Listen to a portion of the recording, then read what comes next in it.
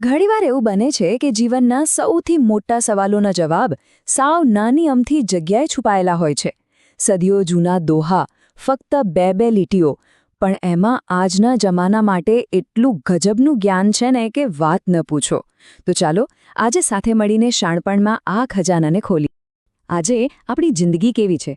ચારે બાજુથી notifications, messages, વિક્ષેપો, જાણે એક ઘોંઘાટનું પૂર આવ્યું હોય.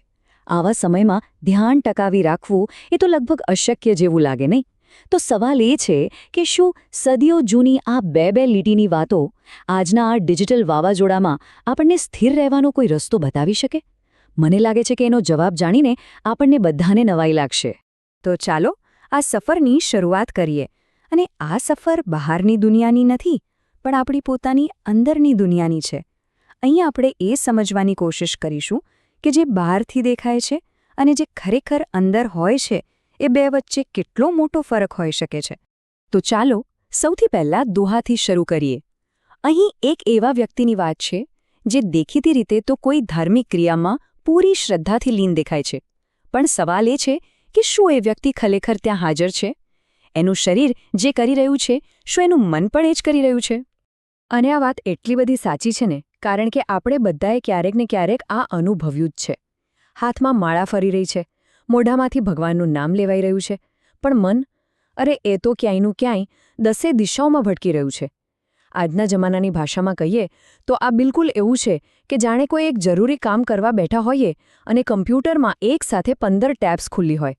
બહારથી લાગે કે કેટલું ફોકસ છે, પણ અંદરથી મન સાવ વેરવિખેર.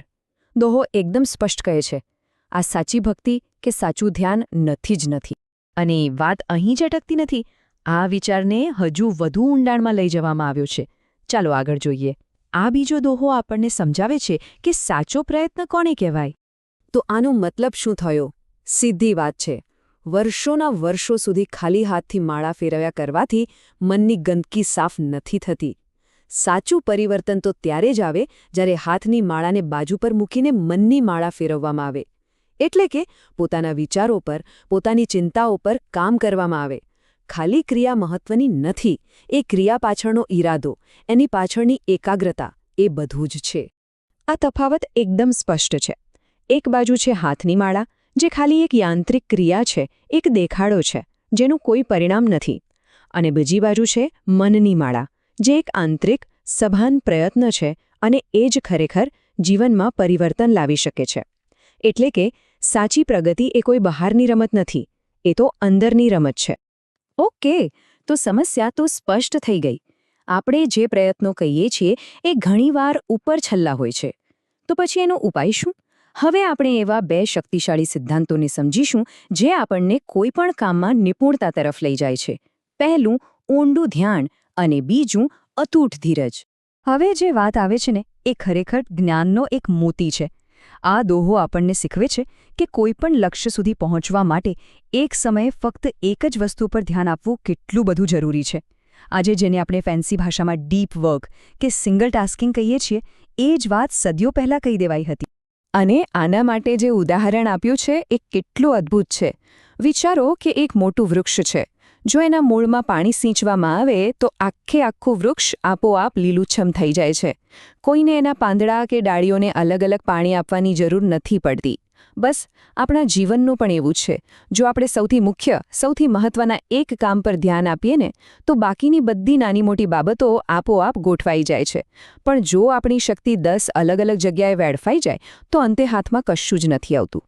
પણ શું ખાલી ફોકસ કરવાથી, એકાગ્રતા રાખવાથી બધું થઈ જાય? જવાબ છે ના.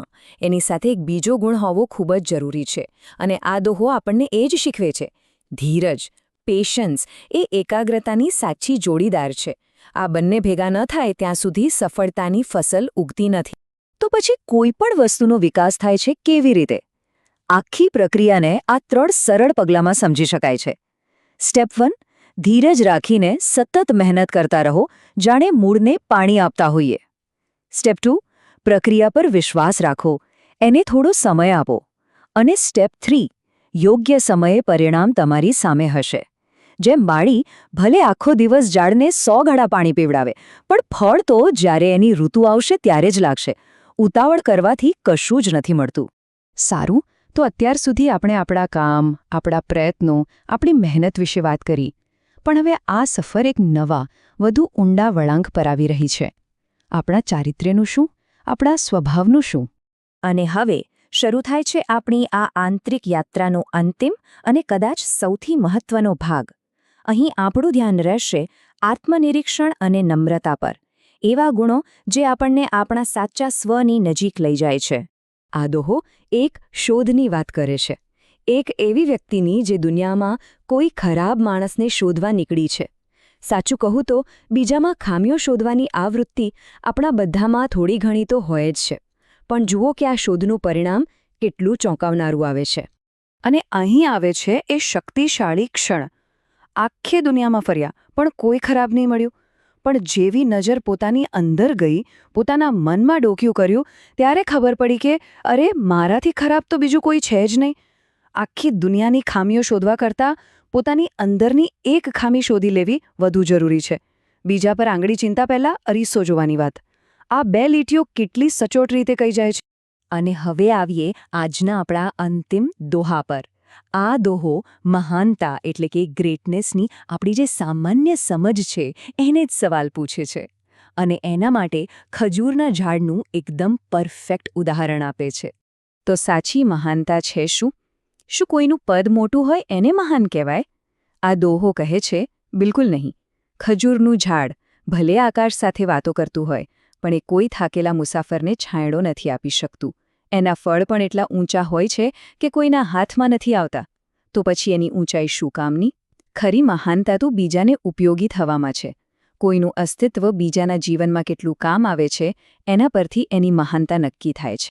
એટલે કે આખી વાતનો સાર બસ આટલો જ છે.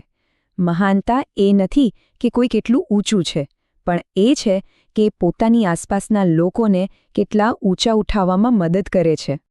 અને અંતે બસ આ એક સવાલ. આખી આંતરિક યાત્રાનો સાર કદાચ આ એક જ પ્રશ્નમાં છે. જ્યારે આખી દુનિયાની શોધખોળ પૂરી થાય અને અંતે નજર અરીસામાં પોતાની અંદર જાય, ત્યારે ત્યાં શું દેખાય છે?